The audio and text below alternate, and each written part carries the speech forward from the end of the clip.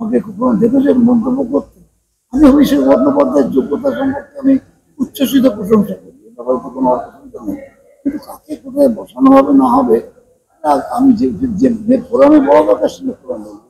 আমি ফোরামে কেন বলতে সে আমি কি ঠিক পেয়েছি, আমি জাজমেন্ট করার লোক নয়। ঠিক করেছি কি বেঠিক করেছি যেখানে জাজমেন্ট করার লোক তারা করবে। আমি কখনো এমন মন্তব্য করি না যে মন্তব্য করে আমি উত্তর দিতে পারবো। রাজ্যপাল বলেছেন মুখ্যমন্ত্রীকে এটিআর দিতেন, অ্যাকশন টেকেন দিতেন।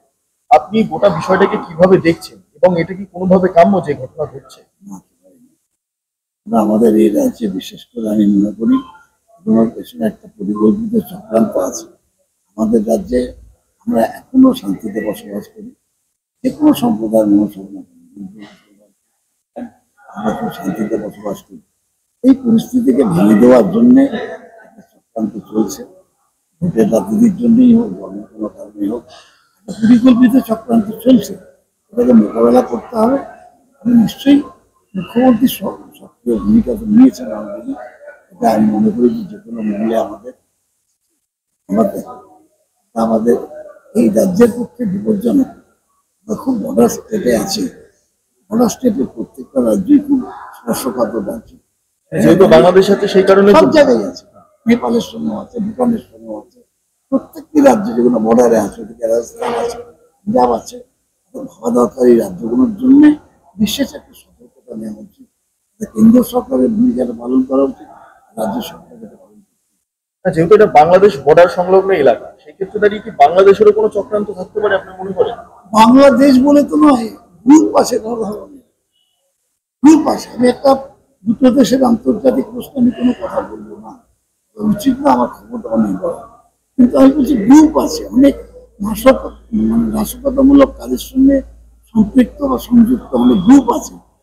তাদেরকে আমরা বিপদ বলে মনে করি আমাদের রাজ্যে। তারা এসে কেন একটা দাঙ্গা বাঁধিয়ে দেবে, সেটা রুখতে হবে না আমাদের। আমরা আমাদের রাজ্যে শান্তি চাই, আমার দায়বদ্ধ এবং দৃঢ়তার সঙ্গে আটকা থাকি। আপনারা আলাদা করে কোনো পৃথক ভাবনা চিন্তা করছেন বিধানসভাতে? প্রথমত মণিপুরের ইস্যু একটা বড় ব্যাপার, সেটা হচ্ছে যে একেবারে বর্ডার স্টেট, একবারে প্রান্তিক আমাদের রাজ্য। সেই রাজ্যের শান্তি শৃঙ্খলা বজায় রাখা এটা কেন্দ্রীয় সরকার এবং মোদী সরকার গুরুতর দায়িত্ব ছিল। সেখানে প্রধানমন্ত্রীর কোনো আমি উদ্বেগ দেখিনি। তিনি ইউক্রেনে যুদ্ধ থামাবার জন্য চলে যাচ্ছেন, নোবেল পুরস্কার পাওয়ার জন্য, শান্তি প্রতিষ্ঠায় ওনার উদ্যোগ দেখাবার জন্য। নিজের দেশে শান্তি প্রতিষ্ঠা করতে পারছেন না, নিজের সরকার যেখানে আছে সেখানে শান্তি প্রতিষ্ঠা করতে পারছেন না, তিনি ইউক্রেনে চলে যাচ্ছেন। এই সমস্ত লোক দেখানো কাজ করতে গিয়ে দেশের অবস্থা খারাপ হয়ে যাচ্ছে। তিনি যুক্তরাষ্ট্রের কাঠামো মানেন না, মানেন না, মানেন না, মানেন না, ঠিক আছে, তো আমরা লড়াই করবো। কিন্তু ওনার সরকার যেখানে, সেই সরকার নাস্তানাবুদ হয়ে যাচ্ছে, জাতি দাঙ্গার মানুষ মারা যাচ্ছে। এরকম নিকৃষ্টতম কাজ হচ্ছে, তারপরে তিনি সেখানে কোনোরকম ভাবে তার কোনো হেডটেড নেই। তিনি বিদেশ বেড়াতে চলে গেছেন, সেটা আর্জেন্ট নেই, এটা আর্জেন্ট আমি জানি না, কিন্তু তিনি যেটা করছেন সেটা আমার মনে হয় না সঠিক কাজ করছে। আমাকে কখনো দেখেছে মন্তব্য করতে। আমি অভিষেক বন্দ্যোপাধ্যায়ের যোগ্যতা সম্পর্কে আমি উচ্ছ্বসিত প্রশংসা করি, এ ব্যাপারে তো কোনো অসুবিধা নেই। কিন্তু কাকে কোথায় বসানো হবে না হবে, আমি যে ফোরামে বলা দরকার সেটা ফোরামে বলবো। আমি ফোরামে কেন বলতে সে আমি কি ঠিক পেয়েছি, আমি জাজমেন্ট করার লোক নয়। ঠিক করেছি কি বেঠিক করেছি যেখানে জাজমেন্ট করার লোক তারা করবে। আমি কখনো এমন মন্তব্য করি না যে মন্তব্য করে আমি উত্তর দিতে পারবো। আমাকে কখনো দেখেছে মন্তব্য করতে। আমি অভিষেক বন্দ্যোপাধ্যায়ের যোগ্যতা সম্পর্কে আমি উচ্ছ্বসিত প্রশংসা করি, এ ব্যাপারে তো কোনো অসুবিধা নেই। কিন্তু কাকে কোথায় বসানো হবে না হবে, আমি যে ফোরামে বলা দরকার সেটা ফোরামে বলবো। আমি ফোরামে কেন বলতে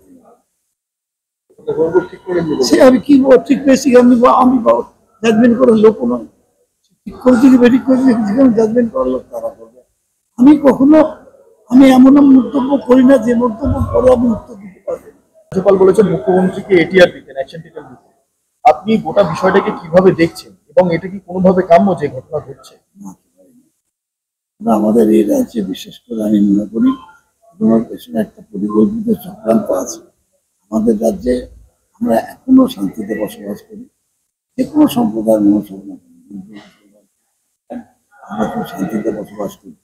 এই পরিস্থিতিকে ভেঙে দেওয়ার জন্য একটা চক্রান্ত চলছে, ভোটের রাজনীতির জন্যই হোক, অন্য কোনো কারণেই হোক, একটা পরিকল্পিত চক্রান্ত চলছে। এটাকে মোকাবেলা করতে হবে। আমি নিশ্চয়ই মুখ্যমন্ত্রী সক্রিয় ভূমিকা তো নিয়েছেন অলরেডি। এটা আমি মনে করি যে কোনো মূল্যে আমাদের আমাদের আমাদের এই রাজ্যের পক্ষে বিপজ্জনক। আমরা খুব বর্ডার স্টেটে আছি, বর্ডার স্টেটের প্রত্যেকটা রাজ্যই খুব স্পর্শকাতর রাজ্য। যেহেতু বাংলাদেশ আছে সেই কারণে সব জায়গায় আছে, নেপালের সঙ্গে আছে, ভুটানের সঙ্গে আছে, প্রত্যেকটি রাজ্য যেগুলো বর্ডারে আছে, ওদিকে রাজস্থান আছে, পাঞ্জাব আছে, ভাবা দরকার এই রাজ্যগুলোর জন্য বিশেষ একটা সতর্কতা নেওয়া উচিত। কেন্দ্র সরকারের ভূমিকাটা পালন করা উচিত, রাজ্য সরকারের পালন করা উচিত। যেহেতু এটা বাংলাদেশ বর্ডার সংলগ্ন এলাকা, সেই ক্ষেত্রে দাঁড়িয়ে কি বাংলাদেশেরও কোনো চক্রান্ত থাকতে পারে আপনি মনে করেন? বাংলাদেশ বলে তো নয়, গ্রুপ আছে কোনো ধরনের, গ্রুপ আছে। আমি একটা দুটো দেশের আন্তর্জাতিক প্রশ্ন আমি কোনো কথা বলবো না, উচিত না আমার ক্ষমতা নেই বলা, কিন্তু আমি বলছি গ্রুপ আছে, অনেক নাশকতামূলক কাজের সঙ্গে সম্পৃক্ত বা সংযুক্ত অনেক গ্রুপ আছে। তাদেরকে আমরা বিপদ বলে মনে করি আমাদের রাজ্যে, তারা এসে কেন একটা দাঙ্গা বাঁধিয়ে দেবে, সেটা রুখতে হবে না আমাদের। আমরা আমাদের রাজ্যে শান্তি চাই, আমার দায়বদ্ধ এবং দৃঢ়তার সঙ্গে রাখতে। আপনারা আলাদা করে কোনো পৃথক ভাবনা চিন্তা করছেন বিধানসভাতে?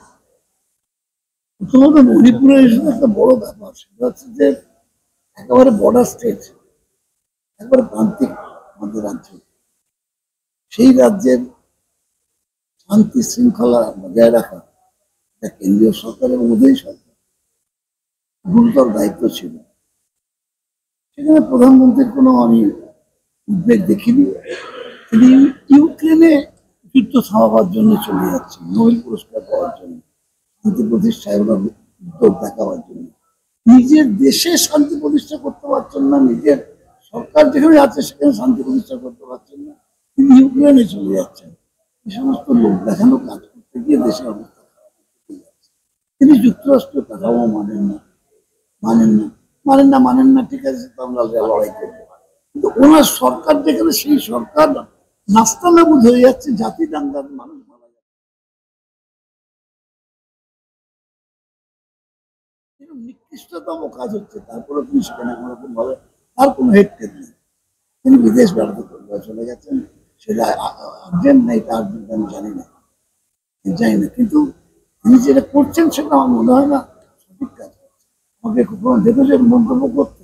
আমি অভিষেক বন্দ্যোপাধ্যায়ের যোগ্যতা সম্পর্কে আমি উচ্ছ্বসিত প্রশংসা করি, এ ব্যাপারে তো কোনো অসুবিধা নেই, কিন্তু কাকে কোথায় বসানো হবে না হবে জাজমেন্ট করে লোক নয়।